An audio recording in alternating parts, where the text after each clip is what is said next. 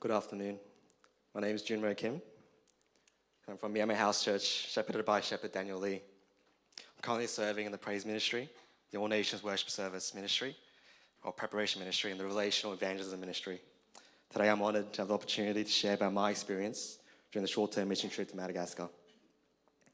Before we left Madagascar, each team member was given a topic to prepare and present during our Tuesday meeting. Fortunately, or perhaps challengingly, depending on how one views it, I was assigned the topic of presenting the gospel. As I prepared, one particular verse stayed with me throughout the entire trip, Matthew 7:20-23.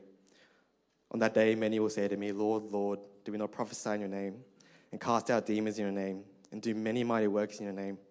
And then will I declare to them, I never knew you, depart from me, you workers of lawlessness. This passage came from Jesus' Sermon on the Mount. Jesus warns that there will be many who stand before him, convinced that their impressive works should grant them entrance in his kingdom. They will point to miracles performed, ministers led, and deeds done in his name as proof of their faith.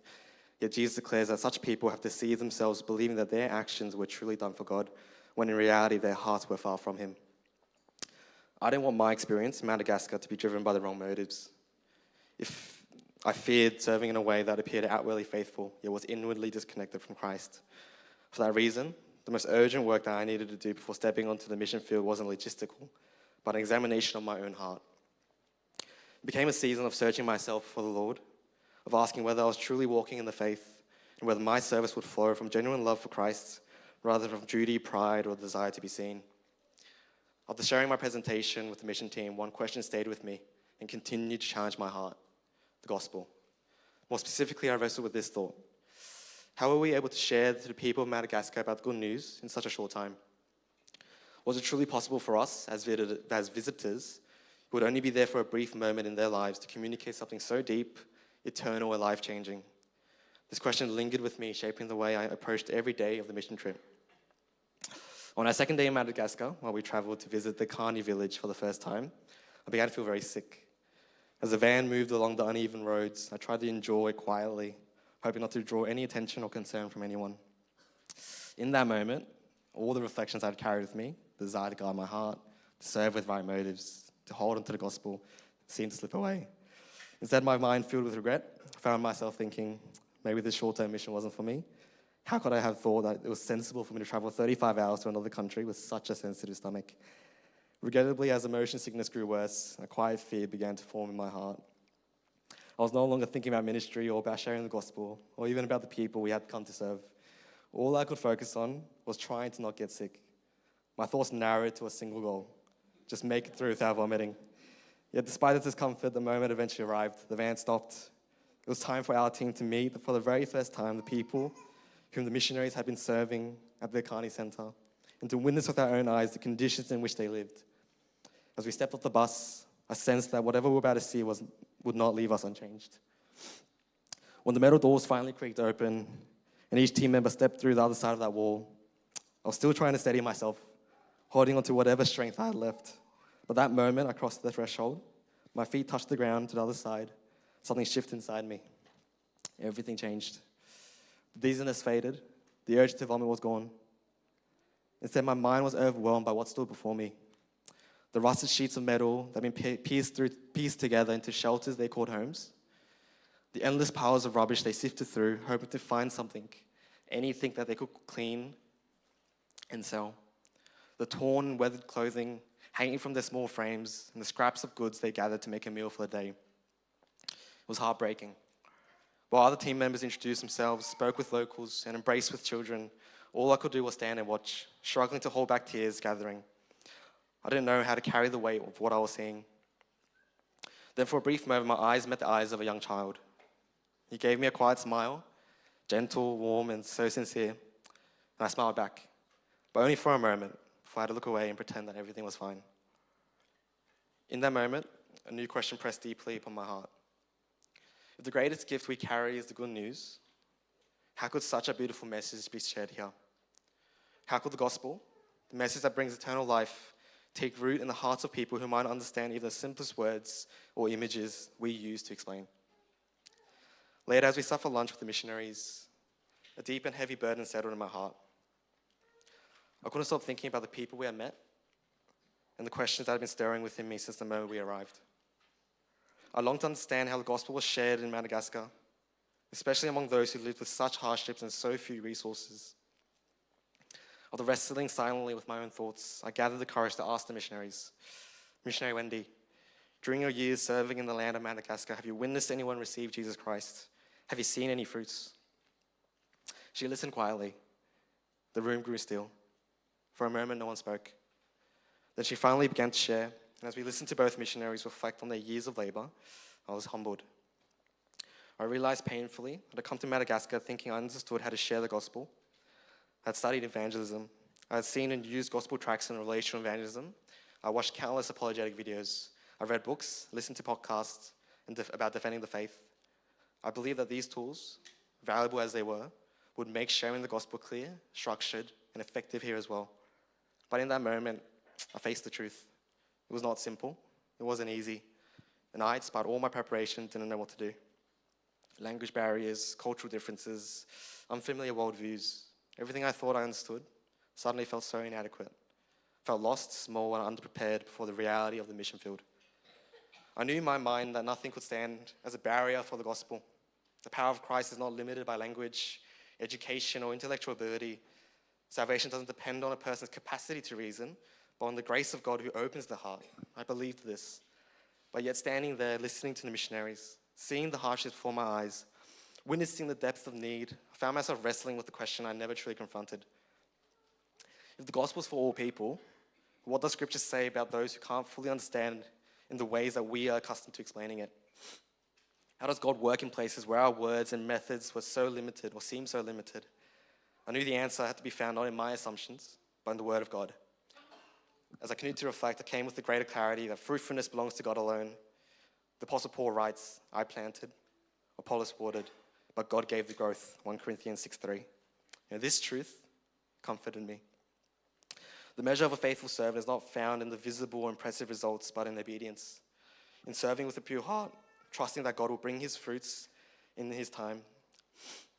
The seed planted in faith will bear a harvest, whether the one who plants it ever sees that harvest or not. This reflection also led me to think about my own church. I'm deeply blessed to be part of a congregation and I've seen remarkable spiritual fruit. But I'm always reminded that these blessings didn't appear overnight. The results of years, decades of prayers, tears, sacrifice, and faithfulness from our pastors, their wives, our shepherds, and their wives, and the old generation who labored when there was little to see.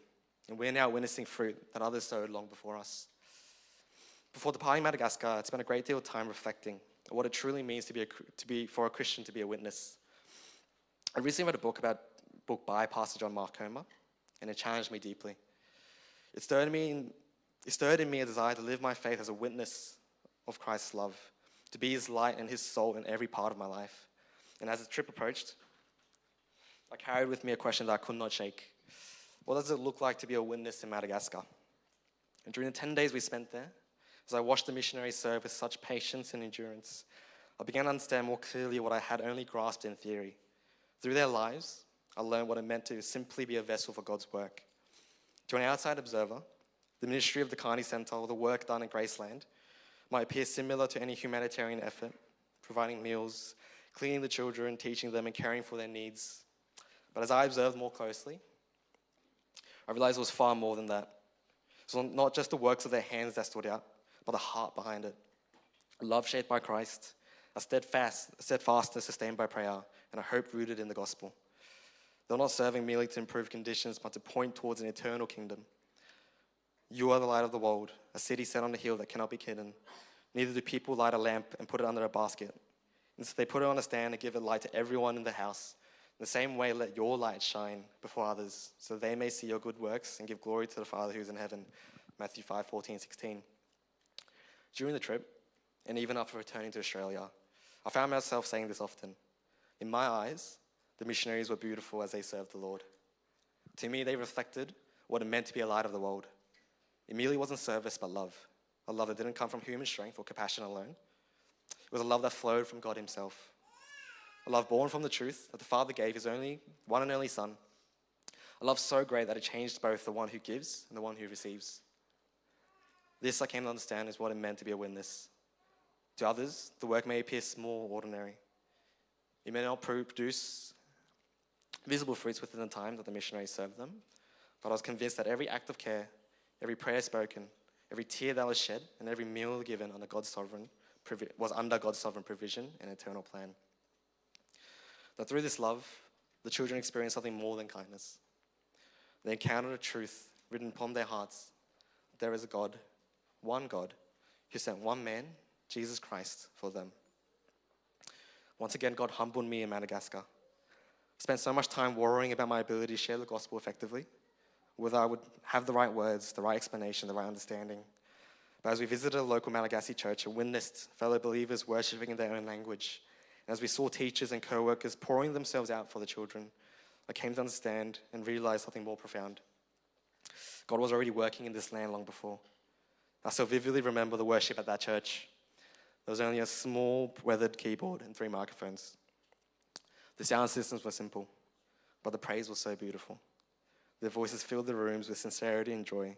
And I remember stepping outside, writing on my phone, God is alive, God is working in this place, and he's working in the land of Madagascar. And it was then I realized something unexpected. I've come to Madagascar believing that I was going to serve the people there, but in the end, the people of Madagascar taught me far more than I could ever offer them.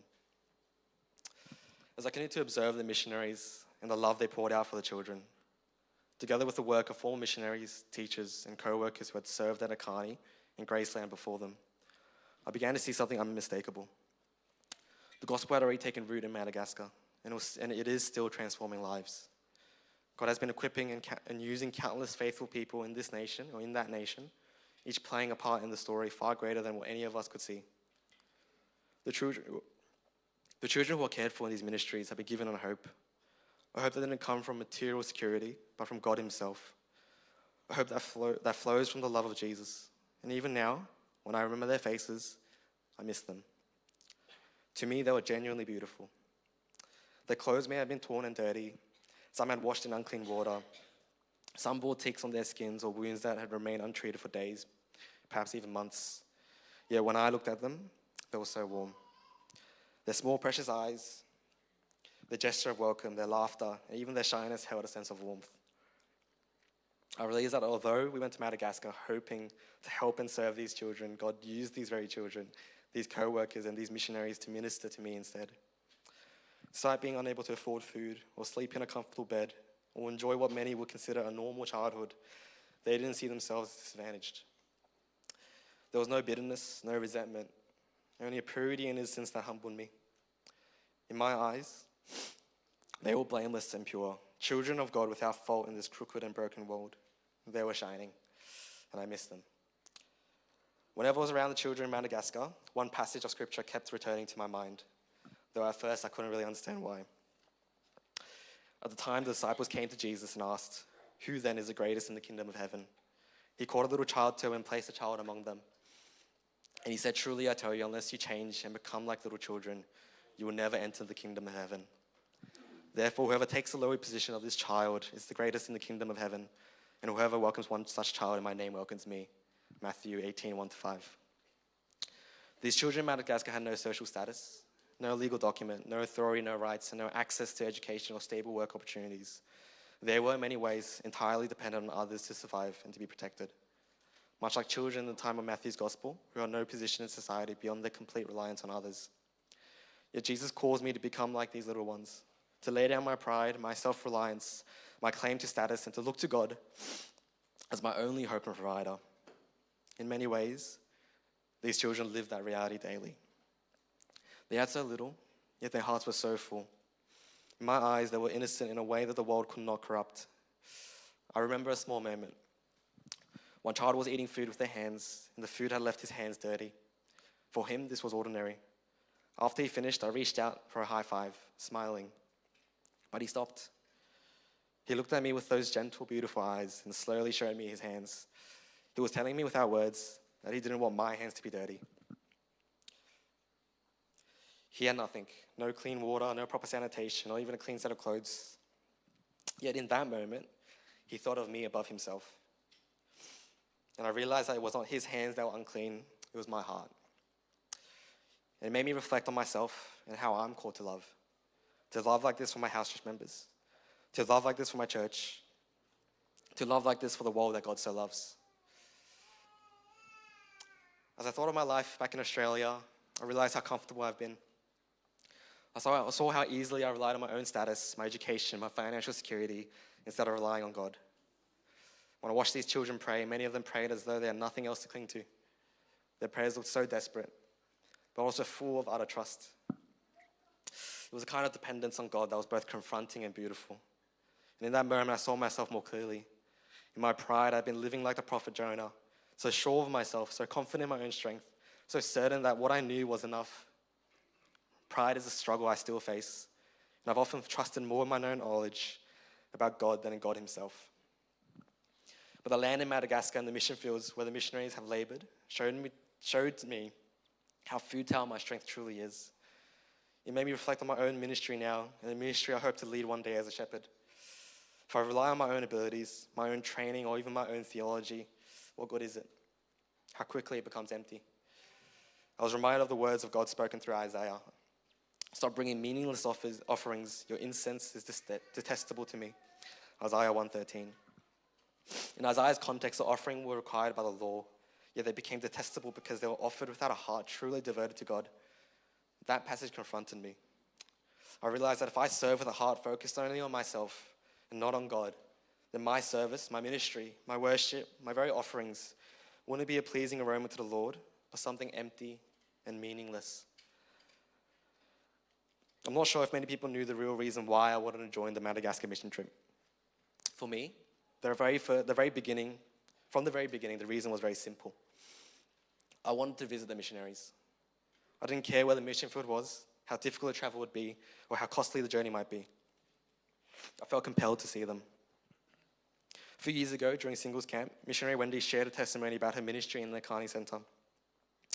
Her words left a deep and unforgettable impact on me. I remember thinking one day, I want to go there. I want to see what God is doing. And when I heard that our church would be visiting Madagascar, I knew instantly that I needed to be part of that team. Before we departed, one of the team members presented on Paul's missionary journeys.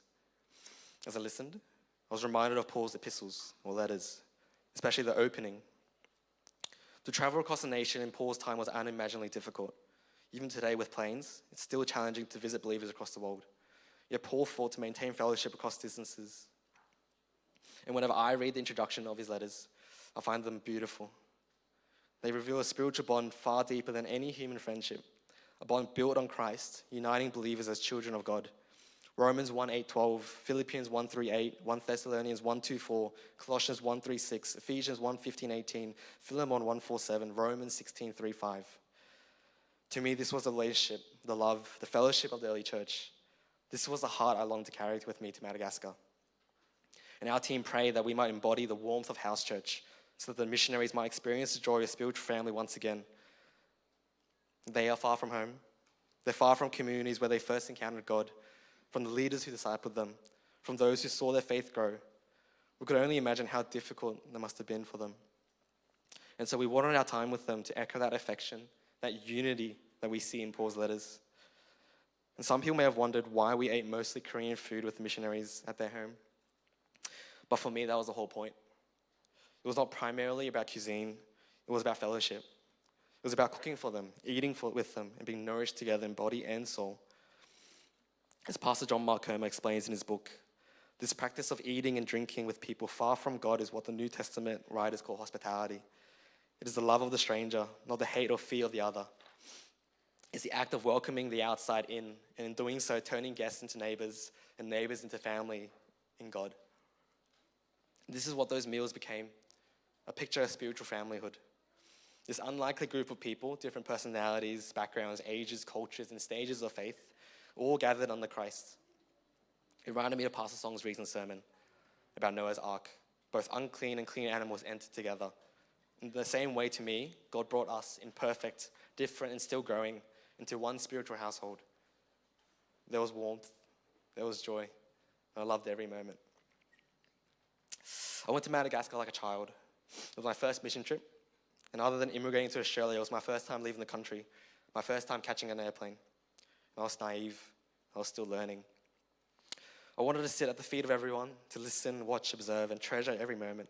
And truly, some of the most precious moments were those simple moments of fellowship. Like missionary Wendy said when she shared that what she loved most was the praise. It was the simplicity of doing life together that I miss dearly. To me, in essence, it was house church. The simple act of doing life together, where God changes hearts through ordinary moments and where his presence quietly works. Throughout the trip, there was countless conversations about faith, struggles we were wrestling through, theological insights that we have been learning, reflections about mission, church, and the gospel. There was a shared zeal, a genuine heart for Christ and for his church. The experience made me rethink house church and my role within it. It reminded me of Paul's affection for the churches he wrote to, the deep spiritual bonds formed among believers. I began to pray that I might love and build up my house church in the same way, that we might grow into a family knit together, not by convenience, but by Christ. Growing up in this church, house church was simply a given. It was always there, and I never considered my Christian life could be any other way. But for the first time, through this mission team, I began to understand why many VIPs have shared when they encounter house church for the first time. The warmth I felt, the welcome, the care, the laughter, the prayers, was the same warmth that has led so many to stay, to return, and to eventually believe. It was a warmth of spiritual familyhood. With all this, one word remained, one truth that seemed to summarize the entire mission trip for me. I kept returning to the image of one soul, that my heart was drawn again and again to a night in Madagascar when this became clear. After a long day of ministry, 3 of us sat together late into the night. We spoke for 3, maybe 4 hours, but what we were witnessing in Madagascar, the spiritual reflections rising in our hearts, our struggles back home with the faith, and the questions we carried about house church ministry, it was during that conversation that something settled deeply within me. It's about that one soul, to leave the 99 in order to seek the one. I realized the most powerful way that I'd seen the gospel shared in Madagascar was not through strategies, programs, or perfectly structured explanations, but it was through fellowship, through the simple act of doing life together. And everything we did was just that. Eating with the missionaries, laughing with the children, listening to the teachers and co-workers, praying with one another, playing with the children on dusty grounds, worshipping. It was a spiritual fellowship, the kind that didn't need many words. And then when it was time to say goodbye, that truth became unmistakably real. Every hug from the teachers, the co-workers, the missionaries, and the children was so warm.